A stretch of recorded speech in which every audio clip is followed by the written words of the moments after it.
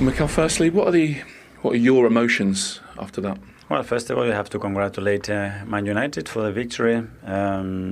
It happened in a really strange way, to be fair, because we were very dominant in the first half an hour, scored a goal, had another 2 brilliant chances to score, and then we gave them the goal, which is very unusual from our side, and that changed and shifted the momentum and the energy a little bit. After that, we dropped the standards, especially with things that we have to do much better with the ball, and the game wasn't in that much control. And then they had 2 magic moments. I mean, the 2 goals that they scored from Dorku and Cunha, credit to them, because in big games you need those moments. And we were carrying a little bit of that negativity a little bit, and the lack of fluidity that we needed. But we made the changes, we created some momentum, scored the 2-2, and you could feel game on. Everything changed immediately. The next action on is 1-against-1 in the 6-yard box. We expect, okay, something's we're gonna get from there. It goes to a goal kick, they close the structure, 1 long ball, 1 pass, and Cunha scores and changes again the momentum and the shift of the ball. So a really painful one. But it's now time to be very, very close to those players that are giving us so much joy, performances, and it's time to be very, very close to them and support them, because we all want to win. So from 1-0, and as you say, control of the match, I don't think anyone would dispute that. Can you tell us in what areas the standards dropped? Well, especially with the ball, with simple things. Every time we regain the ball, what we did with that ball after regaining it, certain clearances that stretch us on the pitch. And it's a team that the moment they have a space and the ball lands, especially to certain players, they are very dangerous, and we knew that. So yeah, we have to learn from it. Defeats are part of winning, and you have to take them like this, because they need to be reminded how good they are. Is that almost your message to the supporters as much as anything? The players need you now. I don't have to do that, because they know. We need them in any moment is when we don't win. After it's easy, but when we draw or when we don't win or lose a game, that's the moment that we have to show really the togetherness, the unity, the energy that we're going to put it to get where we want. And defeats are part of that for us and for any team. Do you think from 1-0 it got tentative, it got nervous? Do you think it was the weight of what you're trying to achieve that affected maybe the atmosphere and certainly the performance? I wouldn't use that word, because we played in Stamford Bridge in the semi-final. We were brilliant against Inter, one of the best teams in Europe. We were brilliant, but sometimes you don't have that day, and we don't have that day. We have to do the simple things much better than we've done today. And on top of that, when you look at the goals and the goal that Dorku scored from there, with that angle, someone chasing the top corner, because the only place he can put it. Sometimes you have to give credit to the opponent as well. Yeah, obviously we can, over my shoulder right now, you can see that second goal. Yeah. Handball? I haven't looked at it. It's fine. It's gone, and we can do nothing about it. Do you think how you react to this as a team, maybe even as a club, is going to define if you have the season you want to have and achieve what you want to achieve? But we have to do what especially the players deserve, which is to be very close to them and remind them every day how good they are and how much joy we have in next to them. And that's exactly that. And I take responsibility for everything, and we move on, and in 3 days we have another game. Is there anything, maybe you don't think they need this, but do you feel like they need freeing up, and is there anything you can do to help them with that, whether it's tactical or whether it's emotional? I don't think so. I think they're free. 3 days ago, how free and fluent they looked in Milan, it was unbelievable. So no excuses. We accept the defeat, you congratulate the opponent, and we move forward. Still top of the league. Thank you. Happened this afternoon? Yeah, it wasn't good enough from us. It's hard to tell exactly now. We need some time to analyze it, but yeah, it wasn't good enough, the performance, and should have done better. But now it's time to stick together even more, and to just keep working, keep being together, and bounce back. Up until 1-0 though, the performance did seem good enough. Would you agree with that? And if so, what happened from that point on? Yeah, the first half, I think we were the better team. We scored a goal and had control of the game, but we had a lot of giveaways in the game that created a few dangerous moments. And then second half, I think the momentum changed a bit. We managed to get the 2-2 there, and then could have pushed on to win it, but then they scored straight away. So yeah, overall not good enough from us. But as I said, time to stick together, time to work even harder and push each other even more and bounce back. I know you've not had long, but what have you said amongst yourselves? Yeah, just what I said now. Now is the time to be together. It was never going to be easy in this league, and we know that. And now is the time to be really strong and together and keep working and just bounce back straight away.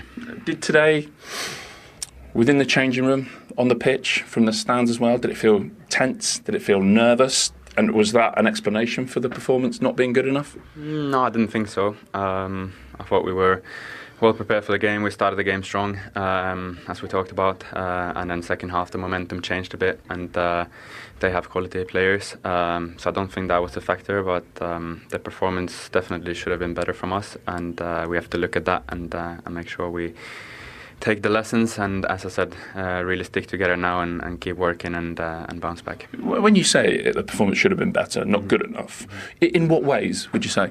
I think first half especially we had a lot of giveaways that gave them some dangerous counters, and we know the quality they have, when they get the space to run. In the second half I think there was a lot of duels that they won and gave them the momentum of the game and let them run and let them attack us, and we never really managed to get into that rhythm, of creating chances, creating attacks and getting that momentum, So I think there's a lot of factors in the game, but yeah, definitely that's a few of them. Is how you react to this now going to be absolutely massive for your season? Yeah, definitely. As I said, it was never going to be easy, and we know that in this league every game is a big challenge and a big test, and this is also part of football. And as I said, now it's time to really be together and to work harder than ever, and we're still top of the league, so yeah, we have to keep going, and as I said, bounce back straight away. That's the only medicine. Thank you, Martin. Thank you. As if he needed reminding, but the gap is down to 4 points. The reunion is complete, Patrick. We brought Gary Neville in from the cold as well. You only come from the United win. I don't. I've come in to see them wellies. That's a really interesting... there they are. I'm not taking style tips from you, Dad.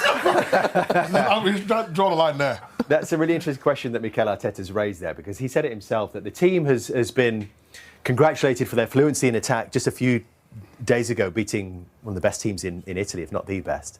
And then we saw that today. Why? Why have we seen such a difference? I think, like he mentioned it, I think you have to give a credit to United. I think they had a day where they didn't perform. Then you need to analyse the game and try to understand why.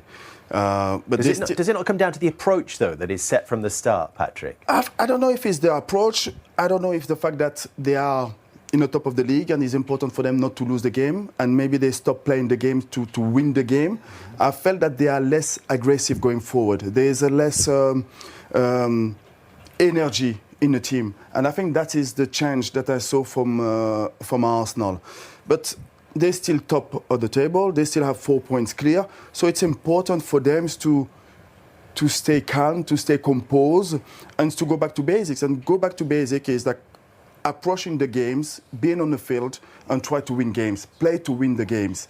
Mm-hmm. And you can lose games, but I think the disappointment today is that they didn't perform.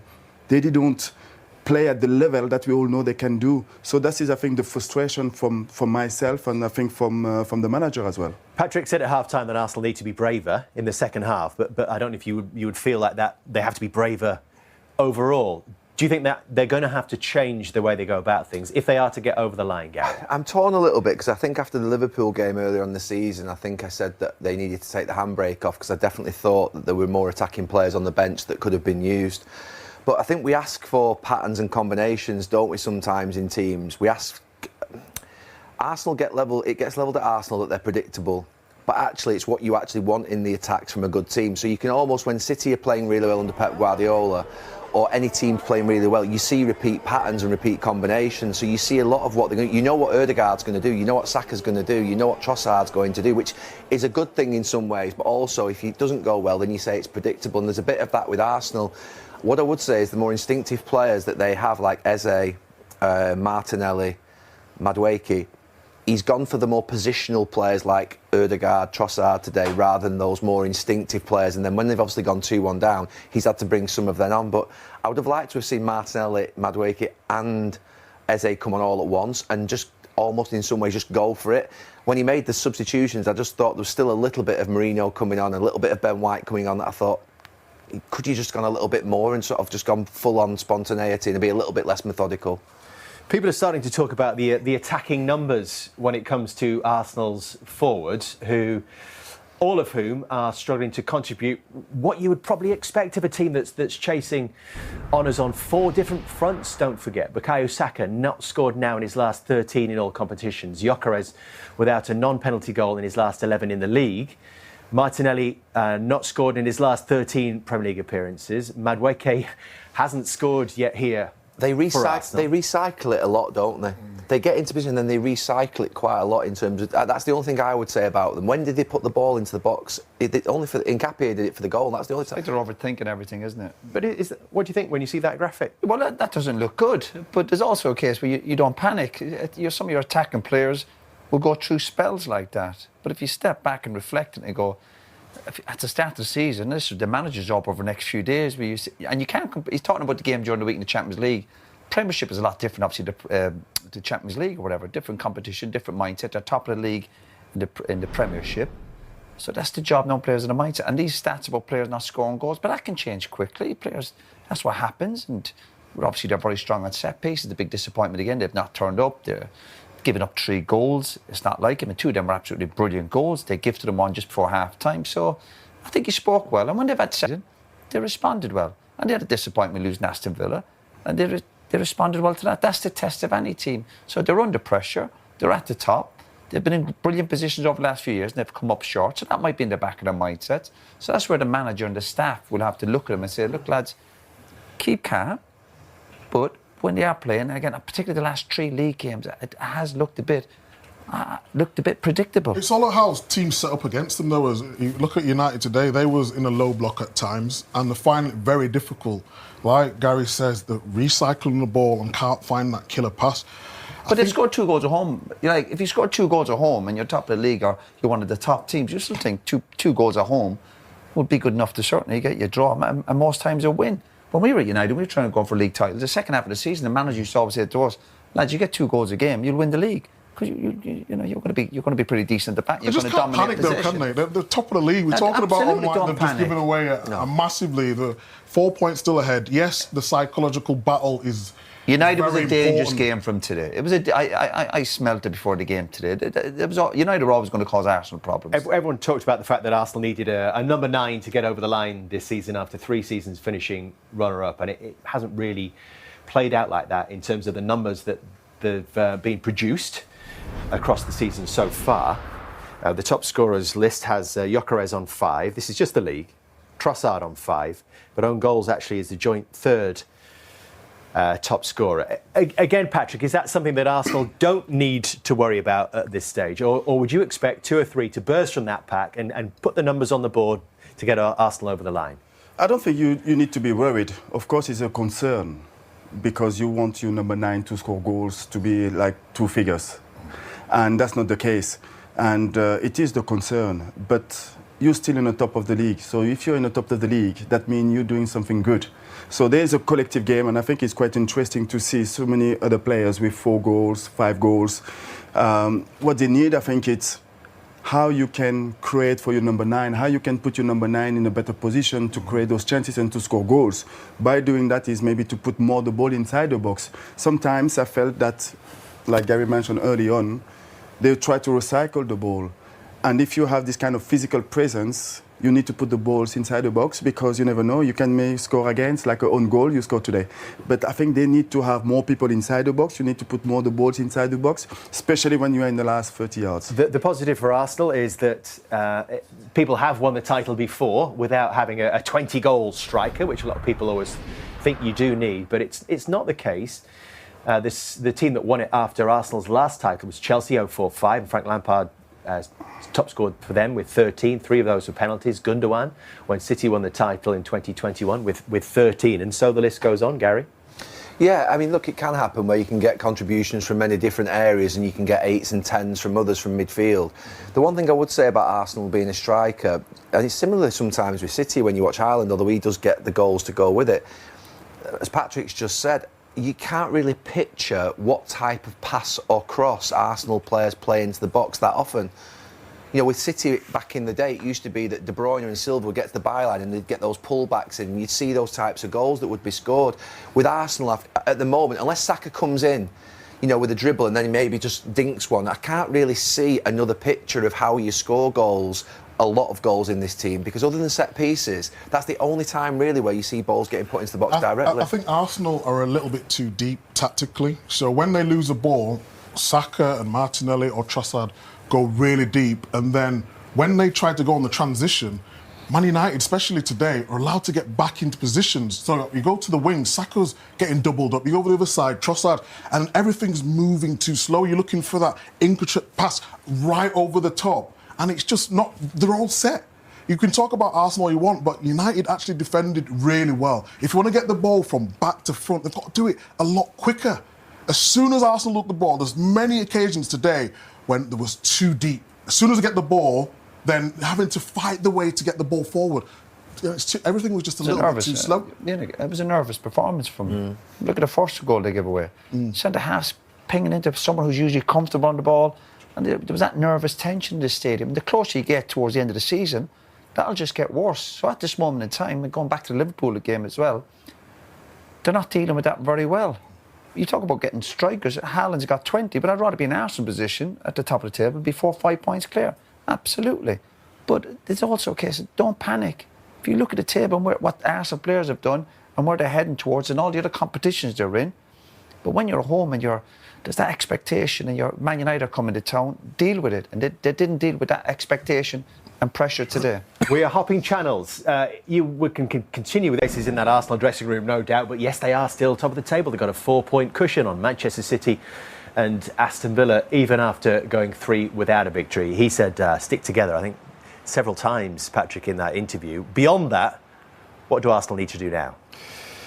They still to go back to the basics, play with freedom and express themselves and going forward. I think the strength of this team is to create chances and to score goals, especially when they're at home. They are quite really aggressive with the ball.